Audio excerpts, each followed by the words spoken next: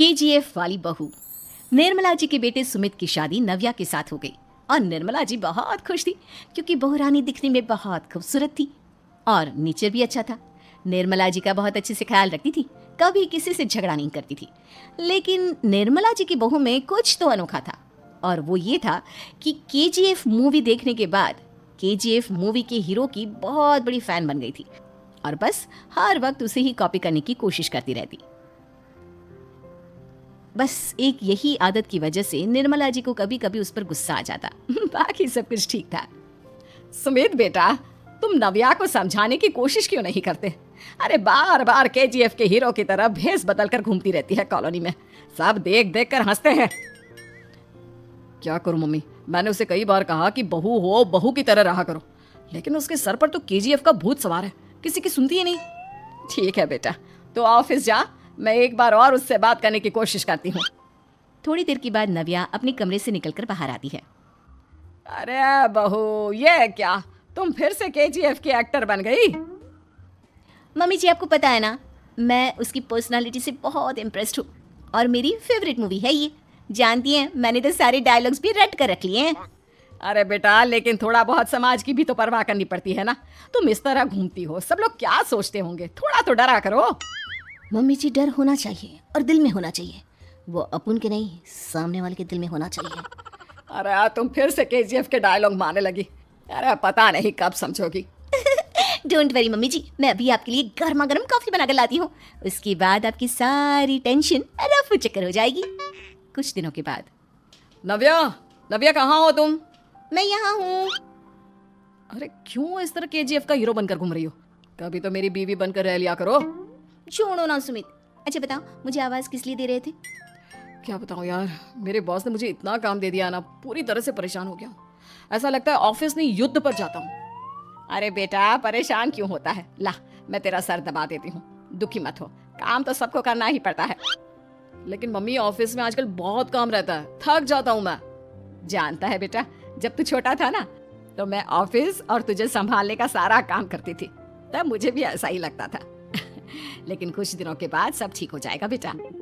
सही कह रही है मम्मी जी, तुम अपने आप को ऑफिस में काम करने की वजह से योद्धा समझते हो, लेकिन जानते हो, इस दुनिया में सबसे बड़ा योद्धा एक माँ होती है। अरे ये डायलॉग तो मैंने कहीं सुना है। जरूर सुना होगा, केजीएफ फिल्म का डायलॉग, भला किसने सुना नहीं होगा? हे भगवान, कोई मेरी बीवी के सर से केजीएफ का भूत उतार दे। कुछ दिनों के बाद।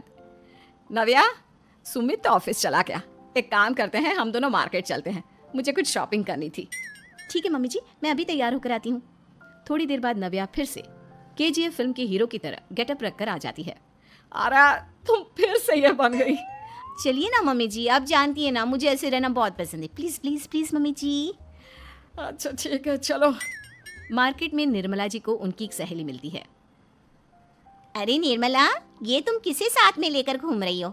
लगता है फिल्म का हीरो निकलकर तुम्हारे साथ आ गया है। मेरी बहन, क्या बताऊं, ये फिल्म का हीरो नहीं है। अच्छा, ये तुम्हारा बेटा होगा, बहुत दिनों से देखा नहीं ना, इसलिए पहचान नहीं पाई मैं।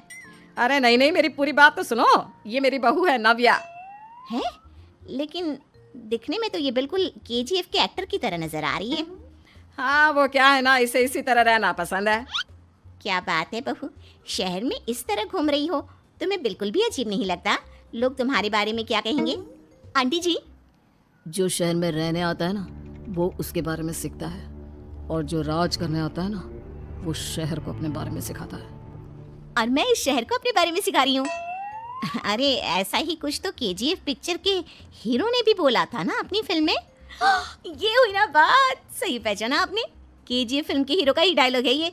निर्मला जी और नव्या को मार्केट में शॉपिंग करते करते शाम हो जाती है और शाम को घर लौटते वक्त एक सुनसान सड़क पर अचानक से एक चोर उनके सामने आकर खड़ा हो जाता है। चुपचाप अपना सारा रुपया, माल, पैसा मुझे दे दो। क्यों दे दे पैसे? तुमने दिए क्या सामान खरीदने के लिए? ओए चुप कर, और इस तरह बहुरुपया बनकर क्यों घूम रहा है? अरे घूम रहा नहीं, घूम रही है, बहू है ये मेरी। लेकिन दिखने में तो तुम्हारा बेटा जैसा लगता है, वैसे कुछ भी कहो, बेटा है बड़ा हैंडसम। अरे चुप कर, कहा ना बेटा नहीं, बहू है मेरी, बहू है। अच्छा ठीक है, तो ऐसे कहता हूँ, तुम्हारी बहू बहुत हैंडसम है। ओए मिस्टर चोर, ज्यादा बातें बनाने की जरूरत नहीं है, चुपचाप यहाँ से निकलो, तुम्हें कुछ नहीं मिलने वाला। ऐसी बात है, एक मिनट रुको, ये देखो मेरे हाथ में गन है ना, गन, तुम दोनों का भेजा उड़ा दूंगा। नव्या लपक कर वो गन चोर से छीन लेती है। ट्रिगर पे उंगली रखने वाला हर कोई शूटर नहीं होता, और उनकी औकात उनको चाहने वालों के अलावा और कोई समझ नहीं सकता। क्या बोले रहा, ये लाइन तो मैंने कहीं सुना है। अरे सुना होगा, जरूर सुना होगा, क्योंकि केजीएफ फिल्म तो सबने देखी है ना। मेरी बहू तो दिन में 4-4 बार देखती है, उसी का डायलॉग है ये। अरे वाह आंटी जी, बहुत कमाल की है आपकी बहू, चलता फिरता केजीएफ का एक्टर ही लगती है। एक काम करो, अब तुम यहाँ से चलते फिरते बनो, वरना तुम्हारी ये जो नकली गन है ना, इसी से नकली गोली चलाकर तुम्हारा नकली भेजा उड़ा दूंगी। चोर डर के मारे वहां से भाग जाता है। कुछ दिनों के बाद एक दिन सुमित नव्या से कहता है, नव्या, मेरे कुछ दोस्तों ने शहर के बाहर जो बड़ा सा गार्डन है ना, वहाँ पर गेट टुगेदर का प्लान बनाया है। तुम भी सही वक्त पर रेडी हो जाना, हम भी चलेंगे। रेडी होने में तो मैं माहिर हूँ, और आप तो जानती ही है ना मैं कैसे रेडी होती हूँ। नव्या प्लीज, इस बार मेरी बीवी की तरह बनकर तैयार हो जाना, केजीएफ का एक्टर फिर कभी बन लेना। नहीं सुमित, मैं तुम्हारे दोस्तों से पहली बार मिल रही हूँ, मैं अपना असली हुनर तो दिखाऊंगी ना उन्हें, ताकि उन्हें भी पता चले कि तुम्हारी बीवी बीवी नहीं बल्कि एक बहुत फेमस फिल्म का स्टार है, स्टार। ठीक है, तुम्हारी जिद के आगे मेरी कहाँ चलने वाली है। और फिर सुमित अपनी बीवी को लेकर अपने दोस्तों के पास पहुंचता है। यह है मेरी पत्नी नव्या। अरे मुझे तो लगा ये तुम्हारा कोई नया दोस्त है। हाँ, मैं भी बहुत देर से सोच रहा था कि सुमित का नया दोस्त तो बड़ा हैंडसम है। आप लोगों को गलत फहमी हुई है, मैं इनका दोस्त नहीं बल्कि इनकी बीवी हूँ। अगर आप बीवी हैं तो बीवी की तरह क्यों नहीं रहती? आपको देखकर तो ऐसा लगता है जैसे सुमित अपनी किसी कॉलेज की फ्रेंड को लेकर घूम रहा है।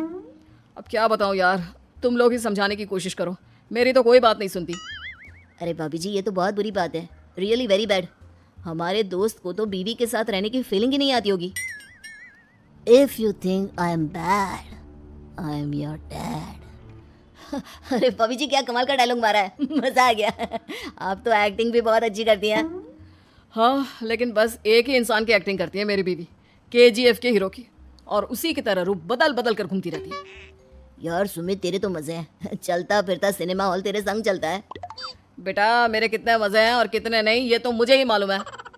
ऐसा क्यों कह रहा है यार, सारा दिन डायलॉग सुनने को मिलते हैं, और बीवी एक हैंडसम दोस्त की तरह नजर आती है, और क्या चाहिए। क्या बताऊं भाई, कई बार रात को सोते वक्त जेब में नकली गन रखकर सोती है, और फिर झटके से मेरे सर पर गन तान के केजीएफ के डायलॉग मारती है। उस वक्त मेरी क्या हालत होती होगी ये तो मैं ही समझ सकता हूँ ना। सुमित की बात सुनकर उसके सारे दोस्त जोर जोर से हंसने लगते हैं। आइए दोस्तों, सुनते हैं एक और नई कहानी, अंकल का रहस्य। उधर अंकित और विपुल की रात भी बहुत मुश्किलों से कटी। सुनसान किला भयंकर लग रहा था। कल्लू और मैकू ने बताया कि उन दोनों को आंखों पर पट्टी बांधकर यहाँ लाया गया था, इसीलिए वे बाहर निकलने का रास्ता नहीं जानते हैं, लेकिन सुबह होने पर रास्ते का पता लगाने की कोशिश अवश्य करेंगे। एक बार वे किले के बाहर निकल पाएँ तो फिर भीड़ों को भी पार कर लेंगे और पुलिस को लेकर ही लौटेंगे। अगली सुबह वे सब अंधेरे में घंटों भटकते रहे। ज़मीन पर पड़े पत्थरों से टकराकर बार बार गिर जाने के कारण काफ़ी चोटें भी लग गई थीं, लेकिन उन्हें उसकी परवाह नहीं थी। सभी जल्द से जल्द वहां से बाहर निकल जाना चाहते थे। करीब 3 घंटे बाद रोशनी की हल्की सी किरण दिखाई पड़ी। सभी लोग उसी ओर बढ़ने लगे। हर बीते पल के साथ रोशनी बढ़ती जा रही थी। थोड़ा आगे बढ़ते ही सीढ़ी चढ़ाई थी, जिस पर चढ़ते हुए वे लोग एक खुले मैदान में आ गए। सिर के ऊपर आसमान देख सभी का उत्साह कई गुना बढ़ गया था। वह छोटा सा मैदान चारों ओर से ऊंचे ऊंचे टीलों से घिरा हुआ था। काफ़ी सोच विचार कर उन्होंने सबसे ऊंचे टीले पर चढ़कर वहां से दूर तक देखने की ठानी। सभी बुरी तरह थक चुके थे। तीनों में 15 मिनट आराम किया और उसके बाद वे सब टीले पर चढ़ने लगे। रास्ता बहुत खराब था। जगह जगह कटीली झाड़ियाँ थीं जिनमें बार बार कपड़े उलझ जाते थे। लगातार लग रही खरोंचों के कारण उनके हाथ पैर भी कई जगह से छिल जाते थे, लेकिन उसकी परवाह किए बिना सभी तेज़ी से आगे बढ़ते जा रहे थे। टीले के शिखर पर पहुंचने में आधे घंटे से भी ज़्यादा समय लग गया। वहां से शारदा नदी किसी पतले नाले की तरह दिखाई पड़ रही थी। उसे देख सभी के चेहरे पर राहत के चिन्ह उभर आए, क्योंकि वे सही दिशा में आगे बढ़ रहे थे। उस टीले के दो तरफ गहरी खाइयाँ थीं जिनमें उतरना मौत के मौत को दावत देना था। सिर्फ एक दिशा में खाई नहीं थी, सभी उसी तरफ उतरने लगे। 1 किलोमीटर बाद रास्ता काफ़ी पथरीला हो गया था। जगह जगह पत्थर की टूटी हुई दीवारें नजर आने लगी थीं। ऐसा लग रहा था जैसे वे किसी खंडहर के करीब पहुंचते जा रहे हैं। कहीं ऐसा तो नहीं कि हम लोग किले के एक हिस्से से बाहर निकलकर दूसरे हिस्से के भीतर पहुंचते जा रहे हैं? विपुल ने आशंकित स्वर में कहा। हाँ, ऐसा ही है। एक भारी आवाज़ सुनाई पड़ी। इससे पहले कि वे लोग कुछ समझ पाते, एक टूटी दीवार के पीछे से निकलकर 2 बंदूकधारियों ने उन्हें घेर लिया। तुम लोग कौन हो? अंकित ने अपने स्वर को भरसक नियंत्रित करने का प्रयत्न करते हुए पूछा। पहले तुम बताओ कि तुम लोग कौन हो? एक बंदूकधारी ने अपनी बंदूक अंकित के सीने पर अड़ा दी। अंकित ने हचकचाते हुए अपना परिचय दिया तो वह बंदूकधारी अपने साथी से बोला, ये उन दोनों छोकरों के साथी मालूम पड़ते हैं। इनका क्या करें?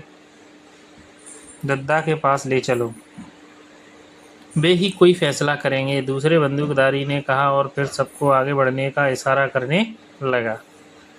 अचानक आई इस मुसीबत को देखकर अंकित और विपुल चंद पलों के लिए परेशान हो उठे थे। वे 4 लोग थे और बंदूकधारी 2, अतः वे उनसे निपटने की सोच रहे थे, लेकिन यह जानकर कि डाकू उन्हें संकल्प और कौतुक के पास ले जा रहे हैं, उन्होंने अपने को हालत के हवाले कर दिया। डाकू उन्हें लेकर आगे बढ़ने लगे। थोड़ी ही देर बाद किले का खंडहर दिखाई पड़ने लगा। यहाँ की ज़्यादातर दीवारें ढह चुकी थीं, लेकिन उसके बाद का हिस्सा अपेक्षाकृत मजबूत था। एक लंबी सुरंग के भीतर से होकर वे लोग किले के अंदरूनी भाग में पहुंच गए। दालान में अपने साथियों के साथ बैठा दद्दा काफ़ी देर से किसी की प्रतीक्षा कर रहा था। उसके हिसाब से कबूतरों को अब तक कोई न कोई संदेश अवश्य लेकर आना चाहिए था, लेकिन ऐसा नहीं हुआ था, इसीलिए वह काफ़ी परेशान था। छोटे, मुझे तो कुछ गड़बड़ लग रहा है, उसने लखना को करीब बुलाते हुए कहा। कैसी गड़बड़? लखना ने पूछा। इन बच्चों के पकड़े जाने की खबर कल दोपहर में ही धौरहरा पहुंच गई होगी।